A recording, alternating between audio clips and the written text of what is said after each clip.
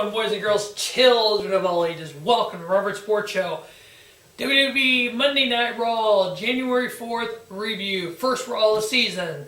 Plan is try to review all the Raws, write down cards and stuff, kind of look at matches as we go, and as each quarter goes by, do kind of a top 10 matches of each quarter for the year, or top 10 Raw matches kind of deal. So we're going to start off here with the January 4th review. As you see, rocking my new Kevin Owens shirt. Santa Claus is a Kevin Owens fan. Thank you, Santa Claus. I love my shirt. I love it. For those fans of you who are looking at the shirt going, that's not the shirt he wears. You are absolutely right. This is not the current shirt that Kevin Owens wears. This shirt was actually a special edition for a live event September 18th in Montreal, Quebec, Canada, the home of Kevin Owens. And in his return home, first time ever with WWE, WWE decided to do a special Kevin Owens shirt. It was ordered and it was gotten for me by Mr. Santa Claus himself, Chris Kringle, and I love it. I love it. I love it. I love it. I actually like it a lot better. I love any Kevin Owens shirt, but the fact it's special, not everyone has it. Tell Santa Claus is the Kevin Owens fan to show him, so am I. Alright. The show starts off, Stephanie McMahon coming out, Roman Reigns coming out, kind of a back and forth between the two of them. They build up the main event, for the world title, Sheamus versus Roman Reigns with Vince as the special referee. And then we get United States Champion Dean Ambrose coming out on commentary for the next match, which is great because you put a mic in front of Dean Ambrose and God knows what's going to be said. It's gold no matter what it is. First match of the year, we had Neville versus Kevin Owens in a rematch from last week that lasted like 30 seconds and a quick roll up by Neville. Wow. Match of the year. I'm going to say that right now. Match of the year. And I'm not even just saying because it was the first match of the year. I'm saying this was a good match. Normally, I don't try to rate Raw matches. I said 3.5 stars. It was only 10 minutes long, so if it had been longer, it would have been... But it's just... This is the kind of match that these two guys can have. And it was just really amazing. The best match to start a Raw with. This is your talent going forward. Owens ended up attacking Neville at the end after it was over, after getting the victory. Owens did, and he ends up attacking Neville, kind of like he did last week. It's like they're trying to build Owens up as this big badass heel, which you really don't have to because he is, but I'm fine with that. And then you had Ambrose attack Owens because he's on ringside. You had the two of them brawling. They're fighting for the Intercontinental title, or the Intercontinental Championship. Did I say U.S. title? I'm sorry, Intercontinental Championship. It reminded me a lot of back in the Attitude Era. Razor and Shawn and Brett, when they were feuding for the IC title, because I know how good these guys are. These are your best guys right now, and they're feuding for the IC title. So it's like, okay, why not have build that up to a world title? I'd be fine with that. I think a lot of people would be fine with it. But Kevin Owens getting the victory and Neville there, match of the year so far. Next matchup we had Stardust versus Titus O'Neil. Yeah. Hopefully Stardust will get rid of the Stardust gimmick and be Cody Rhodes again. Titus getting the victory here. Titus O'Neil, not a horrible wrestler. He's doable. He's pretty decent. He's got some nice moves for a big man. Still want to see more of him as singles. I'm not really a big fan of the primetime players. So Titus O'Neil getting the victory. Next we saw Charlotte backstage with Becky Lynch, and Becky asking for a match tonight versus Charlotte, and because last time she kind of got, interfered with by Rick and quick pinned by Charlotte. So Becky wanted a rematch, and like Becky told Charlotte, let's go do what we did when we were in NXT. We had these matches. We're best friends, but we had these great matches. Let's go out and show the crowd we can do that. Charlotte agrees. Go out and they have a little match. It was actually a really good women's match. If you look at a year ago at this time, the Divas matches we were having as your champion Nikki Bella for 300 fucking days. And thank God you've got this Divas Revolution going on, and you get the Sasha Banks, you get the Becky Lynch, the Charlottes, the Paige, Look at NXT, the Divas there. Holy crap, it's just, you got Diva after Diva after Diva that are really good wrestlers. So you don't have the shit like we had last year at this time. I ranked this match too, at 2 3/4. And that's one of the better matches on a Raw Divas match. Non-title match, Becky getting the victory. Flair trying to, went to grab her ankle, and she kind of got out of it. A little distraction by Flair. Rick distracts Charlotte. A little quick roll up by Becky. But Becky getting the victory at the end. Charlotte kind of attacking her, beating her down. This slow process of a heel turn by Charlotte. Going to kind of turn into the dirtiest woman in the game, like her dad was the dirtiest player in the game. You kind of see these, Ric Flair out there with her. Charlotte doesn't need all this. You don't need Rick out there. You don't need these, trying to be the dirtiest woman in the game because you're the Nature Boy's daughter. You're the Nature Girl. You don't need all this. You just need to go out there and put on great matches that you can put on and wrestle. Becky, you're getting the victory here. Hopefully it means a title shot for her down the road, which should be great. Next, we had Ryback versus Big Show. Yeah, I just about vomited when these two guys came on my television screen. I'm like, fuck, are you serious? Same old fucking Raw. Shit versus shit. After the two, these great matches we already had.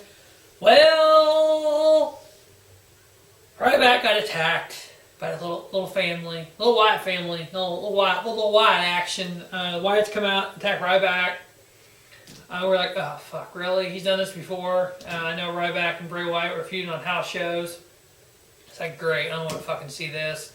And then they get in the ring and they attack Big Show. Fucking random, and then leave. It's just, really random.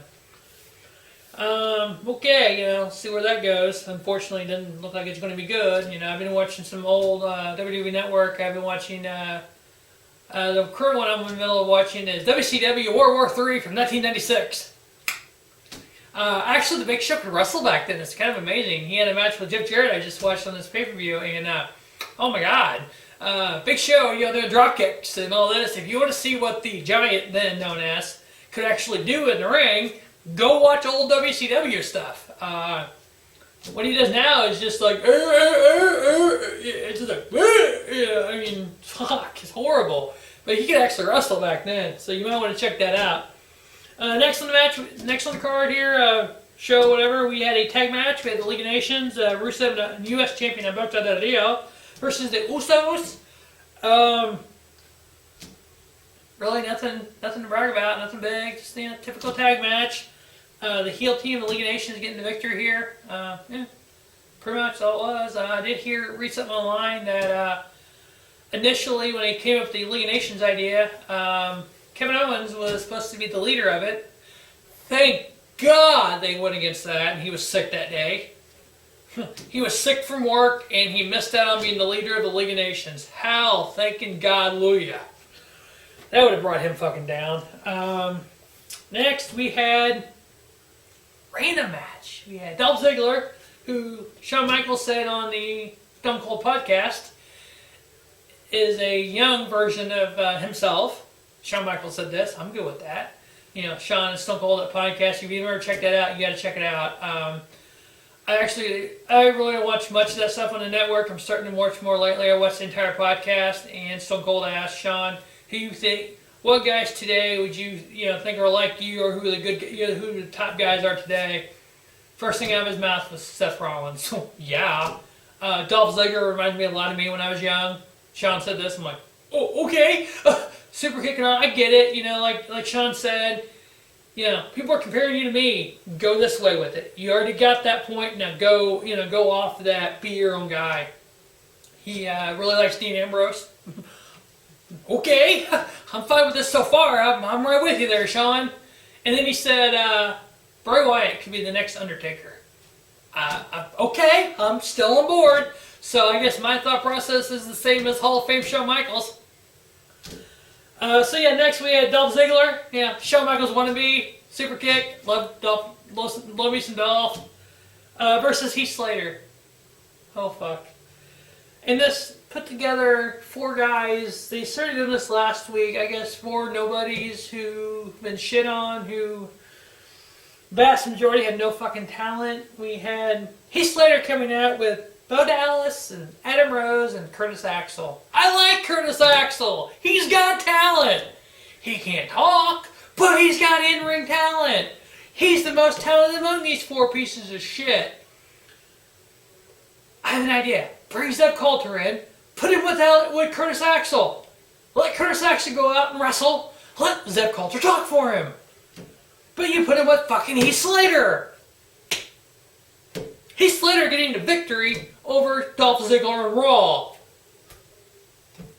Why? Get three of these four fuckers and fire him. Fire Heath Slater. Fire Bo Dallas. Because you know why, Bo, leave! You should be fired! Adam Rose, really? That gimmick never got over. Neither is this fucking whatever the hell he is now. I'd rather see Adam Rose wrestle the Bunny! Okay, Heath Slater getting victory on Dolph Ziggler on Raw. Why? Let's just fucking go away. Next we had, my favorite spot on Raw, a New Day promo. New Day kind of promo. And then we had a surprise Raw return. Yes, ladies and gentlemen, Y2J Chris Jericho returned to Raw, cutting a promo against the New Day.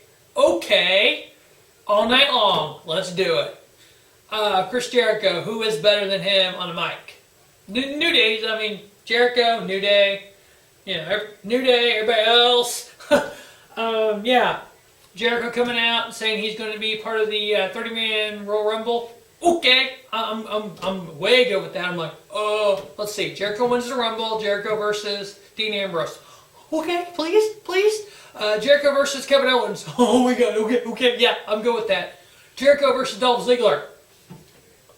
Same guy. Jericho versus Seth Rollins when he returns. Wow. Just blew my mind what the possibilities here was. Chris Jericho versus Sami Zayn. There's a match. So yeah, Jericho being in the Rumble, we'll see if he's back full time, if he's one of the guys that WWE is bringing in order to help build the roster back up. We did find out that Brock Lesnar will return next week with Suplex City. So it's going to be interesting to see who his next feud is. Some rumors out there, Kevin Owens, some rumors out there, Sheamus. So we'll see where that actually goes, or if he's going to be thrown against Roman Reigns, which would be fucking just awful. But hey, we'll see. Then we had New Day in the 6-man tag versus Kalisto and the Dudleys. No Lucha Dragon Sin Cars got a hurt arm. So Kalisto teaming up with the Dudleys and got his ass whooped by the fucking New Day. Just a fucking party New Day. It was fucking hilarious. It was actually pretty decent, the 6-man tag. New Day getting the victory. Big E pinning Devon. We'll see if it goes anywhere or whatever. I know there was talk of the Dudleys getting a tag title shot. Or winning the tag titles. Don't know if that's ever going to happen now. Or you're just using the Dudleys to put over New Day, which you really don't need to put over. New Day rocks! New Day rocks! Becoming a New Day fan. I've talked about that before. Alright, our main event of the evening, ladies and gentlemen. WWE World Heavyweight title on the line. We have with special referee Vincent Kennedy McMahon. We have champion Roman Reigns versus Sheamus. As we all kind of predicted, this wasn't going to be your typical referee. You think Vince is going to be a little biased toward the League of Nations?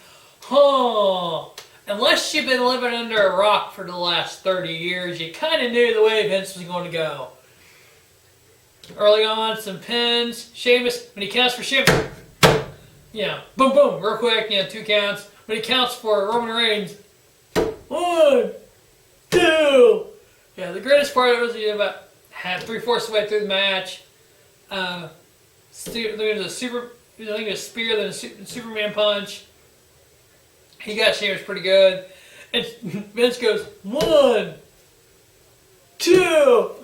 There's something in my eye I can't see. Really? So it looked like Roman was going to Superman punch Sheamus, and he turns and Superman punches Vince McMahon. really? You kind of see that coming. And then in comes another referee. Scott Armstrong, who's been in the authorities' pocket for a long time. You're like, really? And then, of course, Roman Reigns is like, oh, fuck you. And Superman punches him. You're like, holy Jesus Christ, are you serious? And then he ends up, Roman ends up spearing Vince. He speared Sheamus. Another referee comes in. Roman Reigns, still your WWE World Heavyweight Champion. Of course, this referee that counted the 1, 2, 3 for Reigns to retain. Two referees get knocked out, really. Of course, he stayed it out on the outside of the ring with Vince, and Vince is holding his face, turns and looks at him, and fucking knocks him out. I'm like, really? Vince is knocking out referees now? So Vince decides, okay, Roman Reigns, I'm going to get you back. You'll defend your title at the Royal Rumble, which everybody knew was coming. Versus 29 other men. Yes, ladies and gentlemen, Vince McMahon announced on Raw, Roman Reigns will defend his title in the Royal Rumble match. So the Royal Rumble match 2016 will be for the WWE World Heavyweight title. Holy fucking shit. Holy fucking shit, that's crazy. Can Roman Reigns win the Rumble 2 years in a row? Can he beat 29 other men to win the world title? Don't know. I look at this, maybe they're going to let him do it, maybe they're not. What I foresee doing is I foresee a new champion at Royal Rumble. I think it'll end up being, I'm going to say, Chris Jericho, John Cena, Dean Ambrose, Kevin Owens are my 4 picks. Reason being, I can see them setting up Ambrose Reigns at Mania. I think they're going to, whoever wins at Rumble wins the title. I think Reigns won't get his rematch until Mania. I think he'll have to have like a number 1 contender match at Fastlane, which you don't necessarily have to have your world title on the line. If you remember last year at Fastlane, Lesnar was world champion. Number 1 contender match at Fastlane was Daniel Bryan versus Roman Reigns. So I can see Reigns losing the title, having to fight for a spot in the main event at WrestleMania. Do I like it? I don't know. It'll be only the second time in history that the WWE Royal Rumble match has been for the world title. We'll see what happens. I could be completely wrong. Reigns could win it 2 years in a row, be world champion, then fuck who knows hell. But I see a new champion coming out of the Royal Rumble. Is it a time for Kevin Owens? Is it a time for Chris Jericho? Or maybe John Cena back in the world title picture? Or Dean Ambrose, Roman Reigns' best friend? Or do we see just a fucking whatever and Daniel Bryan return and win it? Daniel Bryan, Roman Reigns had a 4.25 star match at Fastlane last year. There's a possibility. We'll get more into that as I do the Royal Rumble preview and do some Robert's 10 Royal Rumble moments and stuff like that. That will wrap up the January 4th WWE Raw, Monday Night Raw review. As always, stay tuned to Robert Sports Show. A lot more wrestling coming up. As always, thanks for watching. Have a spiffy night. Robert Sports Show, your YouTube leader in sports channels. If you close your eyes, your life, and if your truth revealed, since you never lived it.